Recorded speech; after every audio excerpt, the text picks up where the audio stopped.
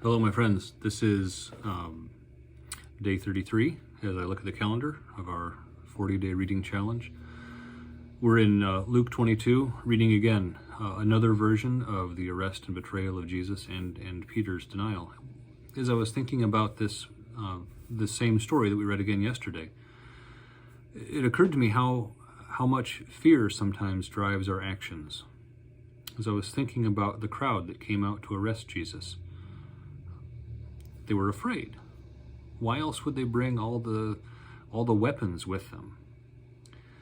That was a response of fear, not knowing how Jesus or the disciples were going to respond, afraid of what might happen, so they armed themselves in a way that would help them to deal with it, they thought. And then Peter in the courtyard. Why did he deny Jesus? Why did he do it with an oath? He was afraid. He was afraid of what might happen to him if it was discovered, or if he was seen as one who followed Jesus. Jesus was on trial. Things were not going well for Jesus, humanly speaking, and Peter was afraid that the same might happen to him and thought if he denies it, maybe he'll be able to go free. How often do we, because of fear, respond to a situation instead of responding in the confidence of faith?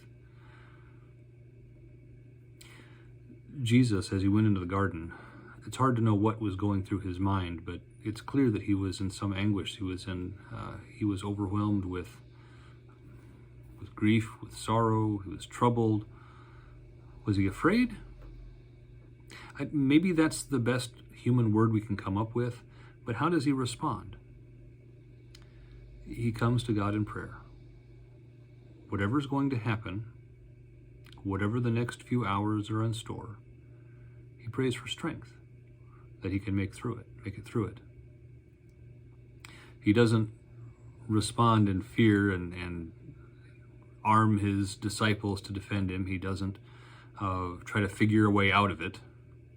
He faces it. He knows what's coming, and he is not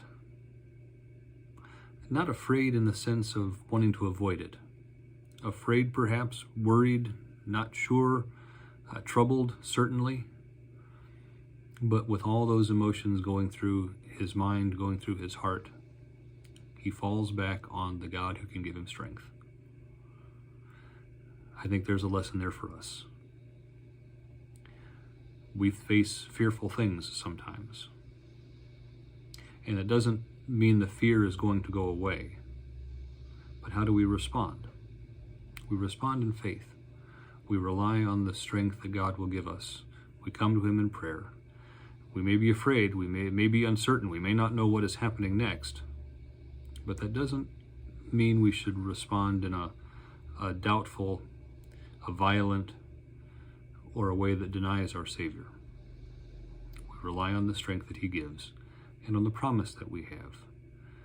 That even though, that because he's gone through the same thing, because he's gone through suffering and death and mistreatment by others, that he'll bring us through the same sorts of things. So though we may be afraid, we know we have ultimately nothing to fear. Jesus has been through it, and he will bring us through it as well. God be with you. We'll read again some more tomorrow.